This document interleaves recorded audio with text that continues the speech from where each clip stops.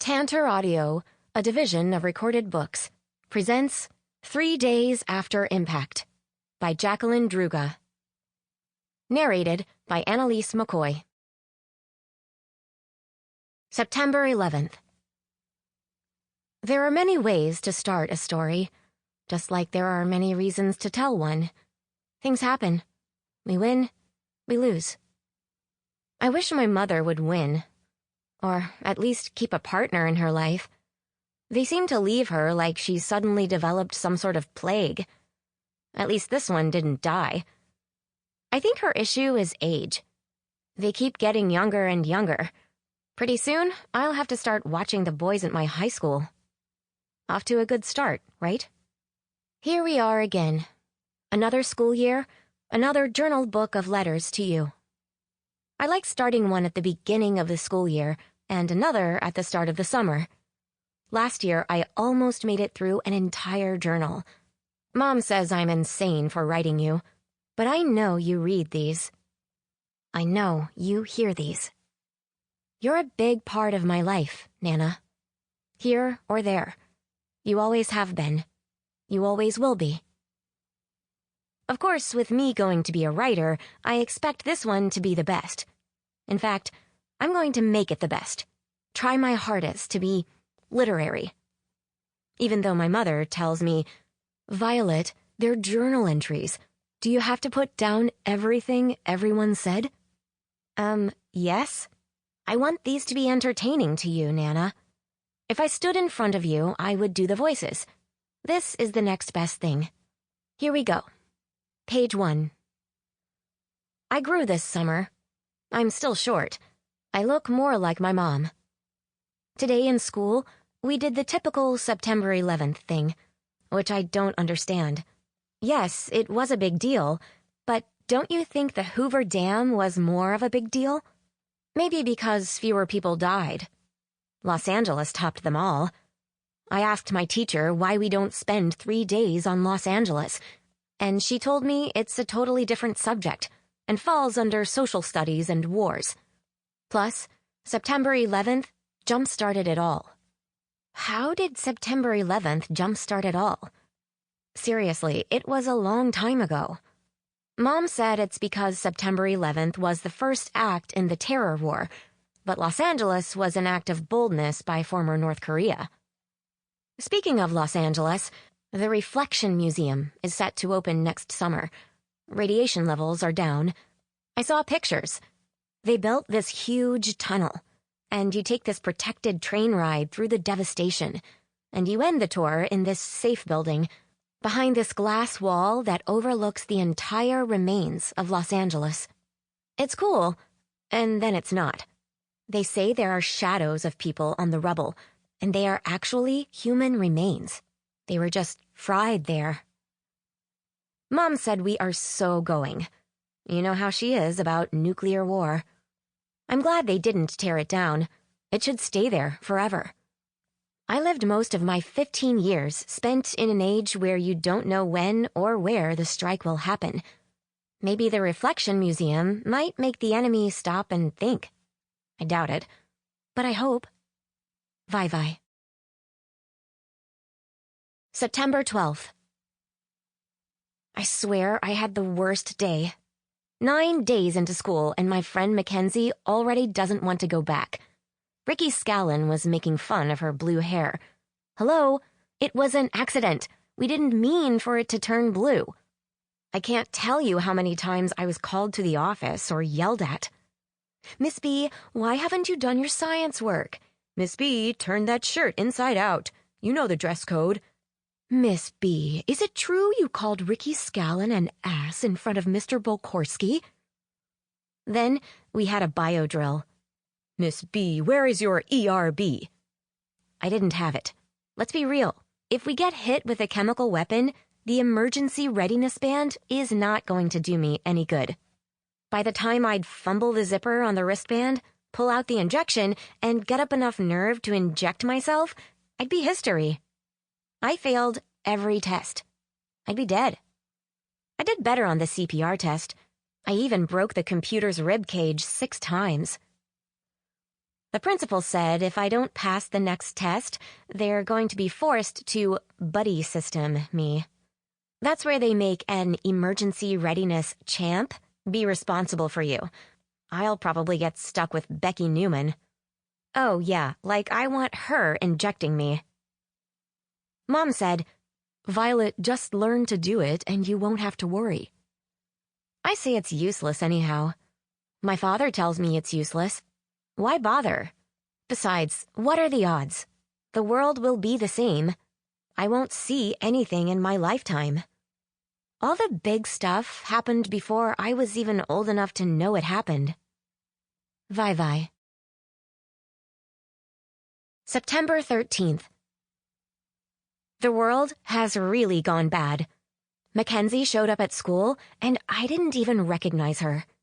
She was wearing a skirt and nice shirt, and her hair was pulled back in a band.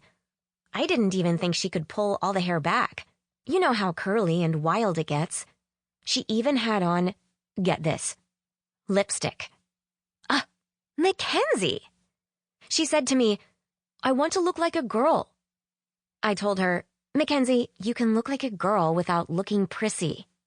Then Mackenzie told me she was tired of looking like a tomboy, and she was joining this new after-school girls club called Pretty in Pink.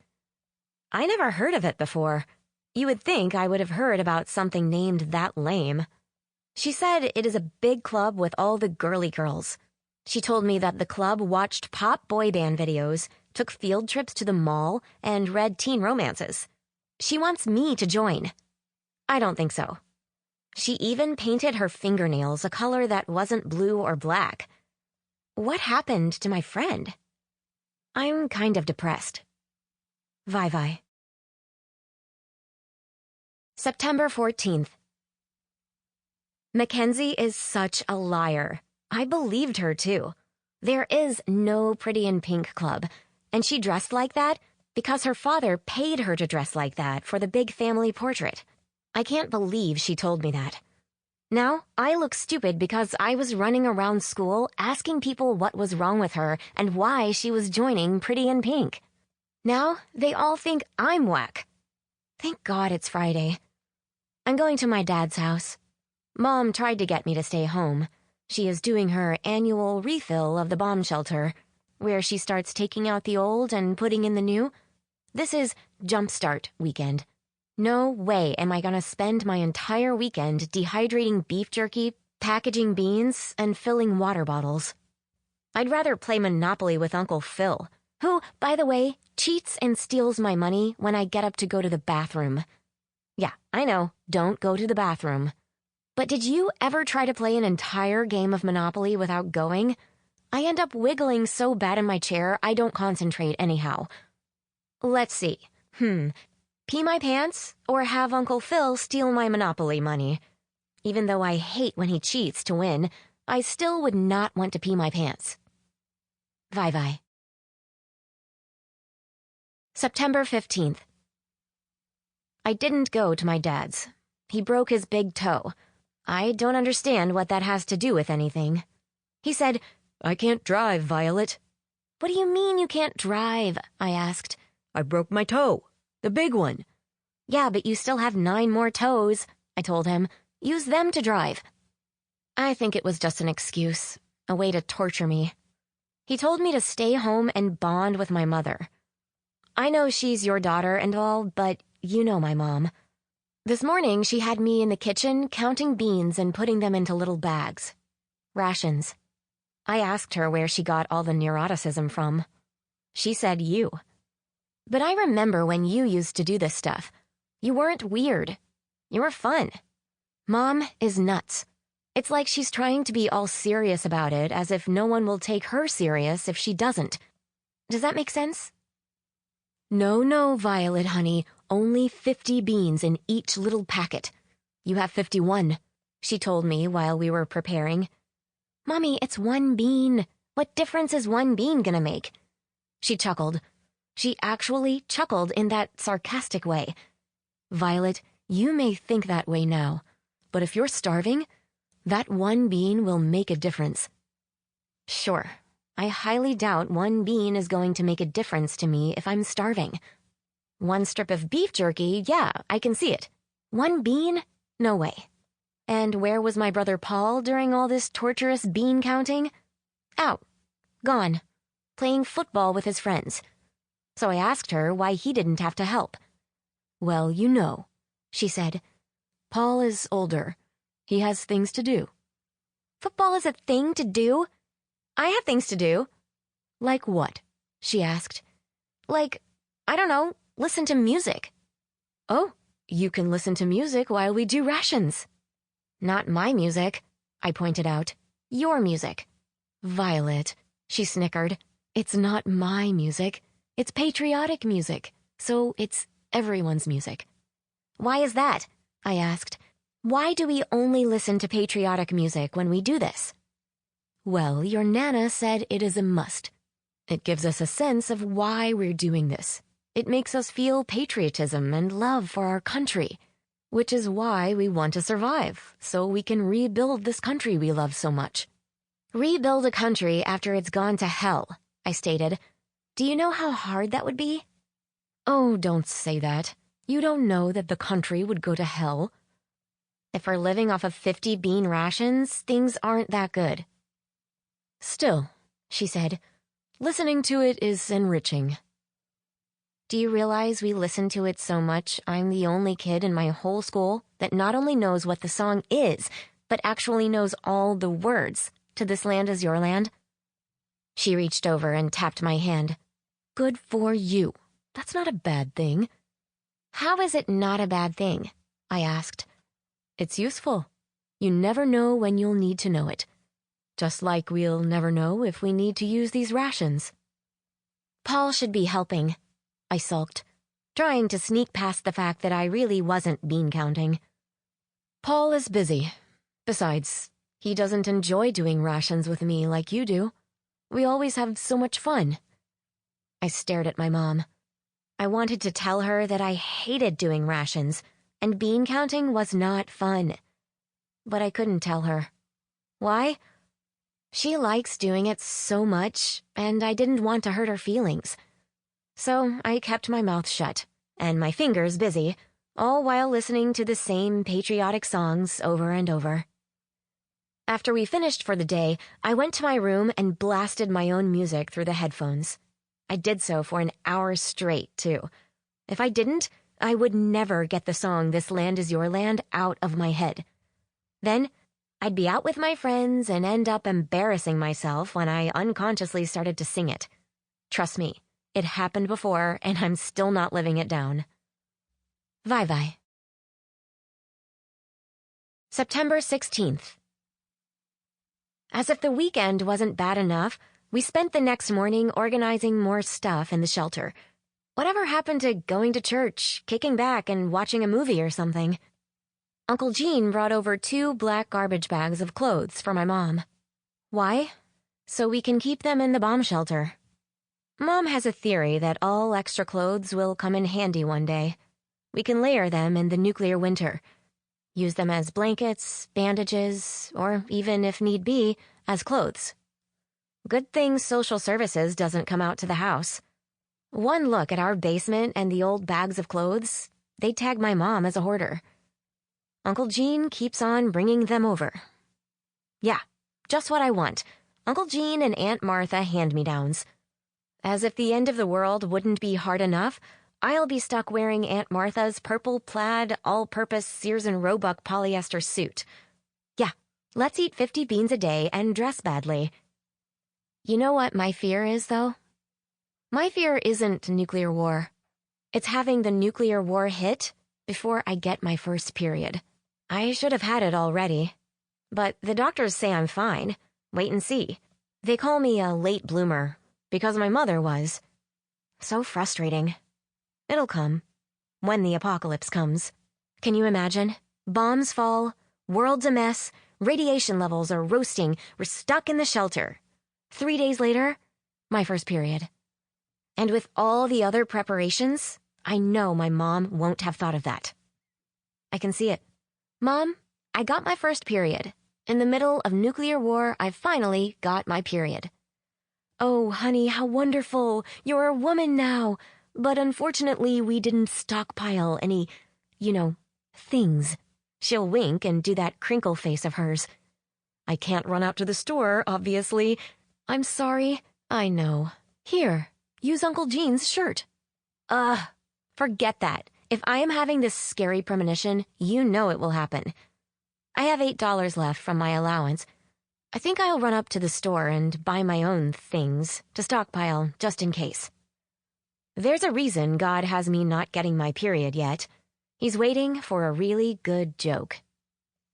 Vi. September 17th. Oh, great. Just great. As if things weren't bad enough, what has Mackenzie got me into? Today, I got called into the office again. And I blame Mackenzie. The principal said to me, "Miss B, were you telling people and asking people about a Pretty in Pink club?" I grumbled. "Yes, but—" "Can you tell me in your own words what a Pretty in Pink club is?" "Why?" "I just want to hear it from you. Is it like a Molly Ringwald fan club?" "Who?" I asked. "Molly Ringwald. I just love her. I can't believe you don't know of Molly Ringwald." "Should I?" He nodded. "Yes, Pretty in Pink. My goodness, you know all the words to the song 'This Land Is Your Land,' but you don't know Molly Ringwald?" "Huh. How do you know I know all those words?" He sat back, kind of smug. "I've heard you singing it at your locker." I grumbled. "Now, since we've established you don't know Molly Ringwald, in your words, what is a Pretty in Pink club?" "Well, it's for girls. Boys can come if they like that stuff. Girly girl stuff. They watch boy band videos, go to the mall, all that girl stuff. But it's not—" "Wonderful idea." At that point, I was confused. Then he goes on to tell me that they are going to start a Pretty in Pink club, and they want me to be the head of it, since it was my idea. I tried to say it was all Mackenzie, but he told me not to be modest. Me? Modest? Please. So, great. Did I tell him no? No, I couldn't. So now I'm stuck being leader of a girl club after school on Wednesdays. Bet me Becky Newman joins. God. I could use this to my advantage. I could use this chance to turn the prissy girls into better girls. They're all pretty mindless anyhow. They don't really know how to think for themselves. I can convince them that wearing black all the time is the popular fashion thing to do. All the really cool girls in New York wear black. I feel better about all that now. But not about the other thing. Here I thought I was being prepared. What did it get me? An hour chat with my mother. She found my surplus of post-nuclear feminine protection and questioned me. "I can't believe you would hide something like this from me," she said. "Are you embarrassed about it?" "No." "You shouldn't be embarrassed." "I'm not," I said. "Then why didn't you tell me?" "I didn't want you to be mad," I said. "Mad? Mad? Honey, why would I get mad?" I shrugged. "I didn't think you could handle it." "Well, of course I could handle it," she told me. "Violet, sweetie, this is a big deal." I scoffed. "No, it isn't." Yes, it is. A huge deal." "Do you have any questions?" she asked. "No." "Are you sure?" "Positive." "How are you feeling?" "I'm fine," I replied. "No pain, cramps, anything?" "Kind of a dumb question to ask since I just said I was fine," I told her. "Why are you asking me? Did Paul say something to you?" "I had a headache yesterday when we went to the store." Mom's eyes widened. "Paul knows about this?" "Well, yeah, he drove me." Then she did something I couldn't believe. She sighed out, heavy, like with her whole body. It was weird. "Mom, what is wrong with you?" "Okay, just bear with me." She held up her hand. "I'm just a little hurt that you would go to your brother about this before me. I just always had this vision in my mind of us going feminine protection shopping when you got your first period. Feminine protection shopping? I asked. That's really sick. It's a mother thing. Did your mother do that with you? No. That's why I wanted to do it with you, she said. I felt like I missed out on sharing it with my mom. Why would that bother you? Figures you would say that considering you didn't share your first period with me. I chuckled. Would be kind of hard to do since I didn't get my first period yet. What? You didn't? No, I said. I really would tell you. Then if you didn't, why are you buying feminine protection? In case the war comes and I get my period. Mom's face then lit up. It lit up. She smiled and hugged me. Oh my gosh, I'm so proud of you. Look at you being the little prepared survivalist. Way to think ahead. Then she proceeded to plaster me with butterfly kisses. How weird can she get? How many moms out there are proud of their daughter for buying protection for a possible end of the world? I live in insanity. Bye-bye. September 18th. Today, I decided that I wasn't going to write about anything negative.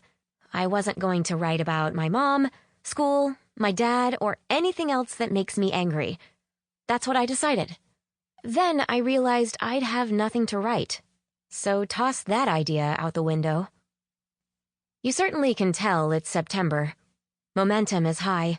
Mom is on her terror alert kick again. She got Paul and me pocket pagers 2 years ago. Really? Who has those? Nurses' aides, that's who. Nurses' aides in nursing homes. That's where she got the idea. And she sends text messages to us stating we are having a terror alert drill.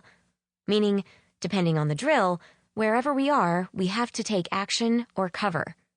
This was supposed to be for the summer months. Well, today I was sitting in science and I felt the vibration in my pocket. Not only did I feel it, I heard the buzzing, because the room was really quiet. Mr. Bain looked up. Who has a phone on? He asked. It's against the rules, I know this, but I promised my mother I would not shut it off, just like she promised me that she wouldn't do one of those terror alerts while I was in school. So what was I gonna do? I couldn't reach into my pocket to shut it off. He would see me.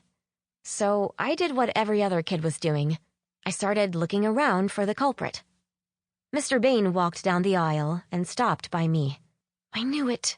I slid in my seat. Miss B, care to tell me why you are buzzing? I'm not buzzing, I replied, and really, I wasn't. It was the pager. I see. He leaned down nearer. You are? Why do you have your phone on? It's not a phone, it's a pager. The class laughed. I'm sure that will be the talk at lunch. Vi B has a pager? A pager? How trailer park? Whatever. Do you want me to tell you the truth or a lie? By all means, the truth, he said. My mother makes me leave it on. The class laughed again. Your mother is paging you? He asked. Probably, more than likely. Yes, I grumbled. Why? Does she need something from the store? Again, the class laughed. Oh yeah, he sure was witty. Nope, she goes to the store on her own, thank you, I answered. It's for something else. And you say your mother is paging you? That's what I said. Why don't I believe that? I shrugged. Give me the pager, Miss B. He held out his hand. No, sir, I'd rather not. Is it because maybe your mom isn't paging you, but a friend? No. Why would I have a friend that has a pager? Unless I have a friend that's like 60, and that wouldn't be good, I answered. It's because my mother really is paging me, and it's embarrassing. Pager. He held out his hand. Fine. I pulled it from my pocket and slapped it in his hand. Do you mind if I see if it's from your mom? Torture me. Go on. I slid further down. He was smug, as if he expected some love letter text or drug deal. Mr. Bain took the pager, shut off the buzzing, and read aloud. At first, he was reading it real bold. Then he slowed down when he realized the message wasn't normal. "This is a drill," he read. "You have 15 minutes, 3 in... coming." He looked at me. "Russian ICBMs?" I nodded. Someone in the class shouted out, "What's an ICBM?" That irritated me. "Intercontinental ballistic missile, moron. It's a nuclear warhead that can travel up to 10,000 miles. And then I rattled on, as if possessed. Only 3 countries have those capabilities, the US, Russia, and China. Although most use IRBM, intermediate range ballistic missiles, or short range, SRBMs. And countries like England stick to sub-launched or SLBM. An IRBM is what North Korea used on Los Angeles. All of them allot a certain time frame to get cover, which is why my mother drills me. Since the new Cold War, although Russia is a viable threat, our biggest threat comes from ground implantation, or dirty bombs, which give no warning, and my mother's drills are useless. I sighed out. Good God, did I just say all that? I'm my mother's robot. The room went completely quiet. Mr. Bain folded his arms and looked at me, shocked. "Miss B, why do you know all this?" "Because my mother drilled it in our heads." "And these drills are designed to do what?" "Test me, in case they are real," I answered. "Had this been real?" I laughed and looked at my watch. We'd be close to toast. If it was real, we'd have 15 minutes to get cover. But if this really was real, I'd be running home, and I can make it there in 5. The short range gives less time. Ground implanted... I fluttered my lips. Pray. Mr. Bain paused for a second, looked at me, and did that teacher sigh. "Well, I'm happy your mother looks out for your well-being, but the drills are in vain. We aren't getting hit with nuclear weapons." He handed me my pager. "Turn the pager off, Miss B." He walked away and told us all to return to our books. I put the pager back in my pocket, but I didn't turn it off. I'd rather have to answer to Mr. Bain on why I left it on than to answer to my mom on why I hadn't. Vai. September 19th. You guessed it. Today was Pretty in Pink Day. I thought for sure, since it was a new club and since it didn't have advertising time, that it would be very small. For sure, the room would have only 3 or 4 people, or even be empty. After all, who wants to be in a club named Pretty in Pink? I must have been blonde for half the day, because I didn't really pay attention to all the girls wearing pink. I was dreading the club so badly, I thought it was my imagination. No, it wasn't. I show up with Vice Principal Owens, and the room is packed, all with girls wearing pink. Vice Principal Owens said, "Okay, girls, I think you all know Violet B. She will be heading the club. It was her idea." First, and this is one of the main reasons I hate prissy girls, they all giggled. Giggled. They covered their mouths and turned their heads as if laughing was going to release a blast of bad breath or highly contagious disease. I really hate them all. Then Becky Newman says, "Her? She's going to run Pretty in Pink? Don't you think she should dress like a girl?" Vice Principal Owens waved out his hands. "All right, enough. Miss B did come up with the idea." "Fine," Becky said. "But if she's going to lead the club, I vote she has to wear pink." I stepped forward. "I vote you have to wear black." She said, "I vote you stop wearing your hair in a ponytail." "I vote you dye your hair purple," I told her. "Well, I vote you stop shopping at the thrift store with your welfare mother." "And I vote you kiss my ass." Okay, well, that's all it took. I may not like my mom. I may talk trash about my mother, but no one else is allowed. I don't know what happened, but as soon as I said the word ass, my fist went flying out into Becky Newman's nose. Suffice to say, I'm not running Pretty in Pink anymore. Becky Newman is. I got suspended, too, for 3 days. Great. Just great. I told my mom, and she wasn't very happy either. You don't just go punching people in the nose. Sample complete. Ready to continue?